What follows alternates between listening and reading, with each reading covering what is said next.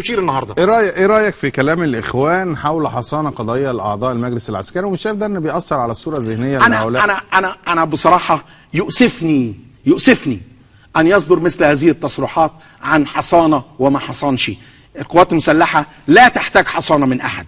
القوات المسلحه وجودها ومهمتها طبقا للدستور هي قمه الحصانه. ان انا استخدم اداه طاهره نظيفه للدفاع عن الامن الوطني هو ده قمة الحصانة. ان انت تعتمد عليا في الدفاع عن الامن القومي يبقى دي قمة الحصانة. بتحاسبني على ايه؟ بتحاسبني على موروث محترم من الجولات والصراعات اللي انا قمت بيها كقوات مسلحة. بتحاسبني ان انا حميت الثورة في مرحلة حرجة من المراحل. بتحاسبني ان انا تحملت المسؤولية. بتحاسبني على ايه؟ بتحاسبني ان انا تعرضت لنوع من الفوضى كاد يودي بالبلاد الى المهالك. بتحاسبني على ايه؟ بتحاسبني ان انا انكرت الشهداء بتوعي ولم اعلن عنهم حتى الان. بتحاسبني على ضباطي المرميين في الشوارع ليل نهار يستفزوا ويضربوا. بتحاسبني على ايه؟ هو الشهداء بتوع القوات المسلحه في مسبيرو واحداث محمد محمود او في مجلس الوزراء لم يعلن عن عددهم حتى الان. ليه؟ اولا هدم الروح المعنويه داخل القوات المسلحه.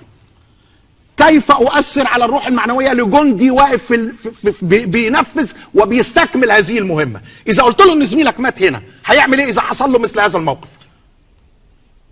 حط نفسك مكانه. طيب